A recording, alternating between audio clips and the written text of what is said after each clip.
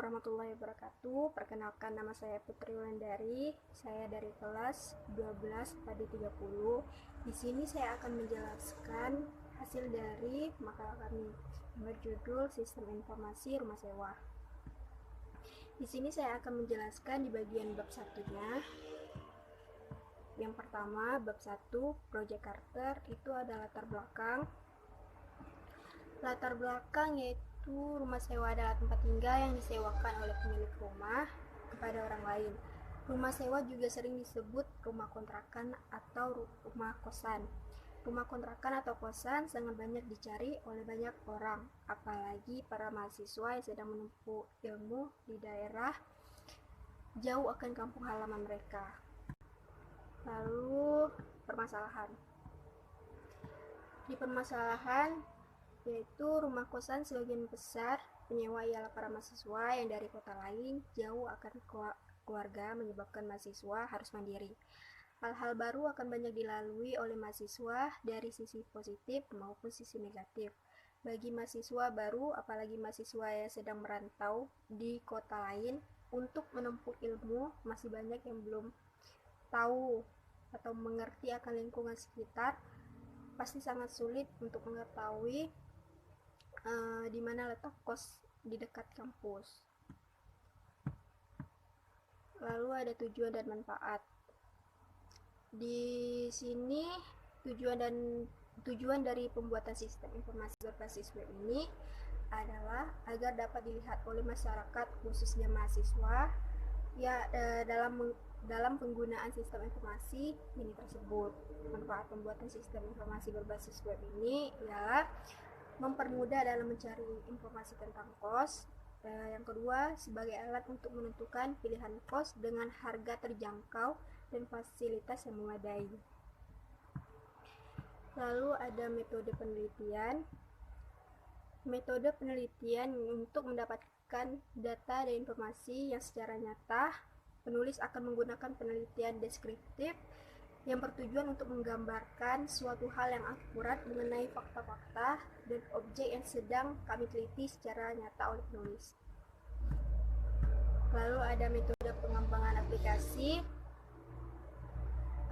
SDLC atau Software Development Life Cycle adalah proses pengembangan atau mengubah suatu sistem perangkat lunak dengan menggunakan model-model atau metodologi yang digunakan orang untuk mengembangkan sistem-sistem perangkat lunak sebelumnya. Lalu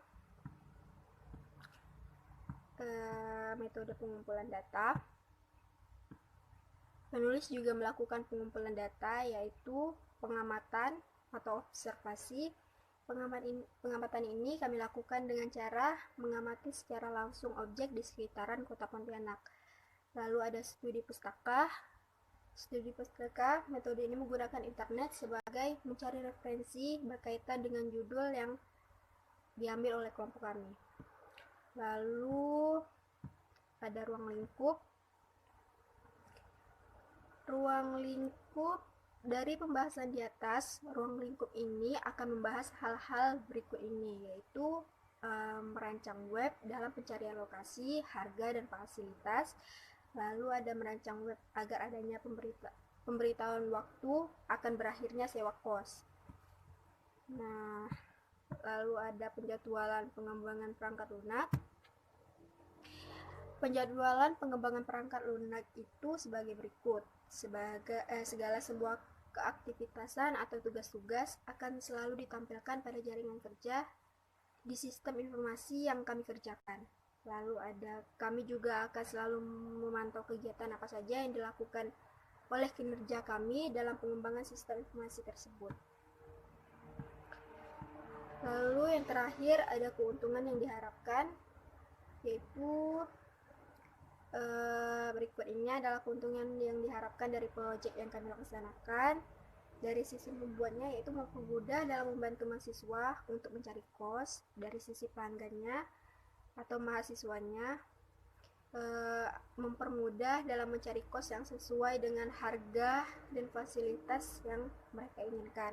Lalu dari sisi pemilik kos, yaitu mempermudah pemilik dalam mempromosikan kosnya. Nah, sekian dari presentasi saya. Kalau ada kurang saya minta maaf.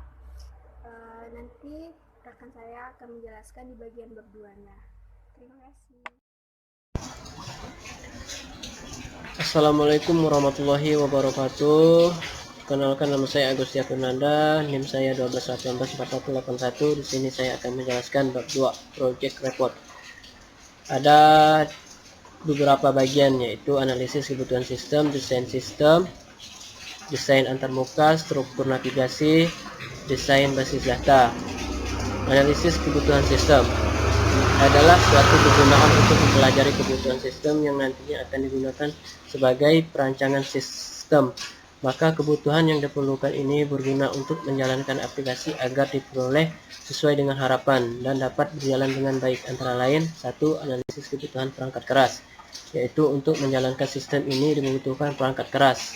Kebutuhan perangkat keras ini dapat dilihat dari dua sisi, yaitu sisi pengembang aplikasi dan sisi pengguna aplikasi.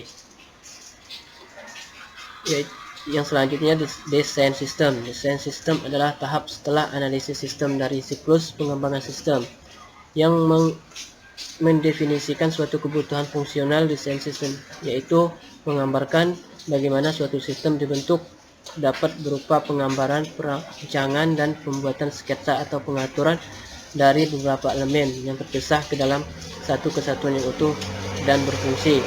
Dari pengertian di atas, perancangan atau pembuatan yang kami buat yaitu ada dua, yaitu use case dan activity diagram.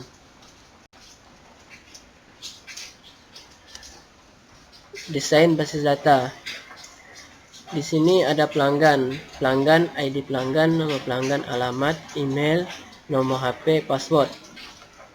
Di sini booking, ID booking, pilih kos, booking kos, nomor kos. Sini mengelola transaksi, ID transaksi, tanggal booking, harga kos, nomor rekening, ID pelanggan, ID booking. Desain antarmuka. Desain antarmuka adalah desain untuk aplikasi perangkat lunak dan situs web. Ada 3, yaitu login admin, login pelanggan, login pemilik. Struktur navigasi ada 3 bagian: admin, pelanggan, pemilik. Login admin, dan ini login pelanggan, sedangkan ini login pemilik. Struktur navigasi admin. Admin, login, data pemesanan kamar, masa aktif pembayaran, ada update informasi, batal, ubah, hapus, hapus, ubah, detail, hapus, ubah, detail. Selanjutnya logout. Struktur navigasi pemilik. Pemilik, login, daftar kamar, daftar fasilitas, daftar kos, hapus, simpan, batal, logout. Struktur navigasi pelanggan. Pelanggan, login, harga kos, fasilitas, booking kos, bayar kos, logout, halaman utama. Desain sistem use case. Pelanggan, registrasi, login, mencari kos, fasilitas kos, harga kos, booking kos, bayar kos. Dan admin bisa login, update informasi, masa aktif pembayaran. Pemilik, login, kos, dan registrasi atau login. Desain sistem activity diagram. Mulai login, home, data pemesanan kos, menampilkan data pemesanan kamar kos, pilihan, batal, ubah, hapus, simpan, yaitu selesai. Sekian presentasi dari saya ucapkan terima kasih. Assalamualaikum warahmatullahi wabarakatuh.